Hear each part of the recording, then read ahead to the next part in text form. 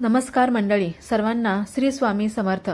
आज आपण रथसप्तमीचे पवित्र महत्त्व, सूर्यदेवांची दिव्य महिमा, सूर्यरथाचे रहस्य आणि रथसप्तमीच्या पौराणिक कथा याबद्दल सविस्तर माहिती बघूया। हा व्हिडिओ शेवटपर्यंत नक्की बघा, कारण शेवटी आहे सूर्यदोष दूर करण्याचा खास उपाय। चला तर मग व्हिडिओला सुरुवात करूया। रथसप्तमी हा हिंदू धर्मातील एक अत्यंत महत्त्वाचा आणि उत्सव म्हणून साजरा केला जाणारा दिवस आहे। हिंदू पंचांगानुसार हा सण माघ महिन्यातील शुक्ल पक्षातील सप्तमी तिथीला साजरा केला जातो। रथसप्तमी हा सण श्री पंचमी किंवा वसंत पंचमीच्या दुसऱ्या दिवशी येतो। हा दिवस सूर्यदेवांच्या उपासनेसाठी समर्पित असल्याने त्याला सूर्यजयंती किंवा माघ जयंती असेही म्हटले जाते, कारण हा सण माघ महिन्यात येतो। धार्मिक मान्यतेनुसार हा सण सूर्यदेवांचा जन्मदिन मानला जातो। संपूर्ण विश्वाला प्रकाश देणाऱ्या आणि पृथ्वीवरील जीवन शक्य करणाऱ्या सूर्यदेवांप्रती कृतज्ञता व्यक्त करण्यासाठी हा दिवस साजरा केला जातो। सप्तमीच्या दिवशी 7 पांढऱ्या घोड्यांनी ओढल्या जाणाऱ्या सुवर्ण रथावर विराजमान सूर्यदेवांची पूजा केली जाते। सूर्यदेवांचे हे रूप त्यांच्या अपार तेजाचे, सामर्थ्याचे आणि वैभवाचे प्रतीक आहे। सूर्याचे हे तेज केवळ पृथ्वीपुरते मर्यादित नसून ते स्वर्गलोक आणि संपूर्ण ब्रह्मांड व्यापून आहे असे या प्रतिमेतून दर्शविले जाते। सूर्यदेवांच्या 7 घोड्यांचे रहस्य आता आपण बघूया। सूर्यरथाला 7 घोडे जुंपलेले आहेत। हे 7 घोडे काय दर्शवतात तर आठवड्याचे 7 वार, इंद्रधनुष्याचे 7 रंग, मानव शरीरातील 7 चक्रे, 7 ऋतूंचा प्रवाह, 7 प्रकारची ऊर्जा। म्हणजेच काय तर सूर्यदेव सर्व प्रकारच्या ऊर्जांचे अधिपती आहेत। रथाच्या 12 चाकांचे महत्त्व आता आपण बघूया।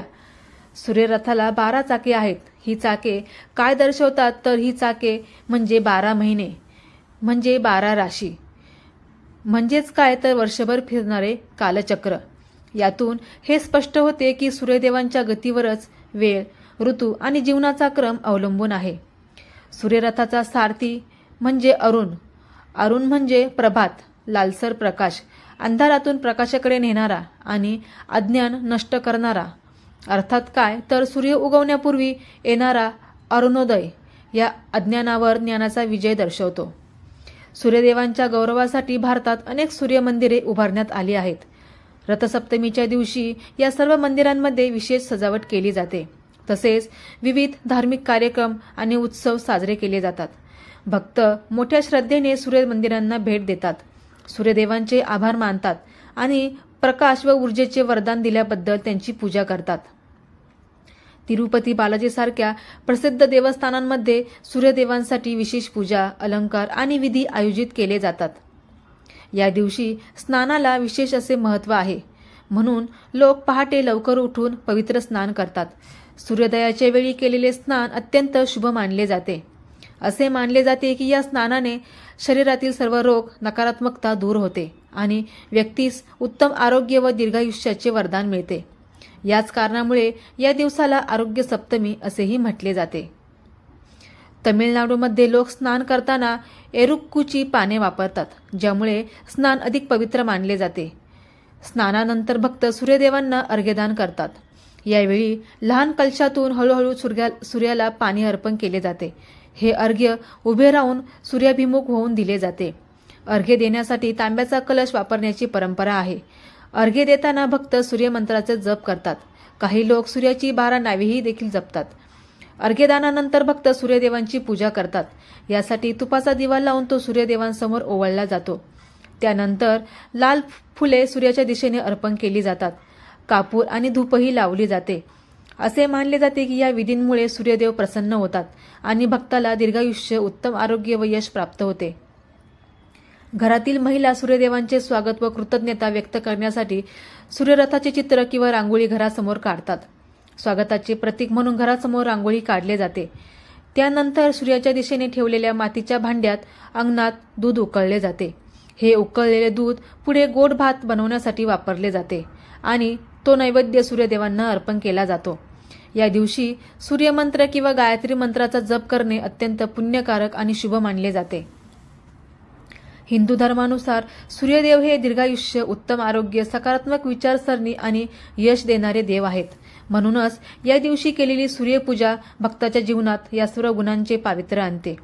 यासोबतच आयुष्यात नकळत किंवा जाणून केलेली पापे नष्ट होतात आणि जन्मात तसेच पुढील जन्मातही उत्तम जीवन प्राप्त होते असे मानले जाते.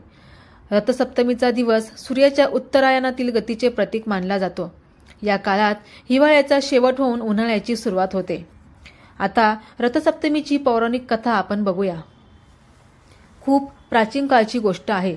काशी नगरीत यशोवर्मा नावाचा एक धर्मनिष्ठ राजा राज्य करत होता. राजा प्रजावत्सल, दानशूर आणि देवभक्त होता. परंतु त्याच्या जीवनात एक मोठे दुःख होते. त्याला अनेक वर्ष संतान नव्हते. राजा व राणी यांनी अनेक यज्ञ, दानधर्म, व्रतवैकल्य केली. अखेर सूर्यदेवांच्या कृपेने त्यांना पुत्रप्राप्ती झाली. संपूर्ण नगरी आनंदाने उजळून निघाली. पण हा आनंद फार काळ टिकला नाही. राजपुत्र जन्मापासूनच गंभीर आजारांनी ग्रस्त होता. कितीही औषधे, वैद्य, मंत्र, तंत्र केले तरी काही उपयोग होत नव्हता. राजा अत्यंत व्याकुळ झाला. एके दिवशी त्याने काही महर्षींना राजवाड्यात बोलावले व आपल्या दुःखाची कहाणी सांगितली. महर्षींनी ध्यान लावून पाहिले आणि म्हणाले, राजा, हा आजार या जन्माचा नसून पूर्वजन्मातील पापांचा परिणाम आहे. यावर एकच उपाय आहे, ते म्हणजे रथसप्तमीचे व्रत. महर्षींनी राजाला रथसप्तमीचे महत्त्व समजावून सांगितले.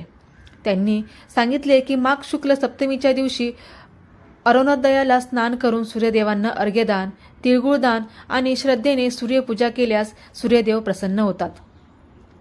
राजाने महर्षींच्या आज्ञेप्रमाणे रथसप्तमीचे व्रत केले. पहाटे सूर्योदयापूर्वी स्नान केले. डोक्यावर एरंड व आकाची पाने ठेवली. ओम सूर्याय नमः या मंत्राचा जप करत सूर्याला तांब्याच्या कलशातून अर्घ्य अर्पण केले. त्यानंतर ब्राह्मणांना अन्न, वस्त्र व दक्षिणा दिली. सूर्यदेव राजाच्या भक्तीने अत्यंत प्रसन्न झाले. ते आकाशातून प्रगट झाले आणि म्हणाले, राजा, तुझी श्रद्धा, भक्ती आणि दान मला अत्यंत प्रिय झाले. तुझ्या पुत्राचे सर्व दोष आणि आजार नष्ट होतील. त्या क्षणीच राजपुत्र पूर्णपणे निरोगी झाला. त्याच्या शरीरात नवीन तेज, ऊर्जा आणि आयुष्य आले. राजा व राणीच्या डोळ्यात आनंद अश्रू उभे राहिले. त्यानंतर राजा यशोवर्माने आपल्या राज्यात रथसप्तमीचा उत्सव मोठ्या भक्तिभावाने साजरा करण्याची परंपरा सुरू केली. प्रजेनेही श्रद्धेने सूर्यपूजा करायला सुरुवात केली. रथसप्तमीचा विशेष उपाय म्हणजे काय तर रथसप्तमीच्या दिवशी अरुणोदयाला स्नान करा. स्नानानंतर सूर्याला अर्घ्य द्या.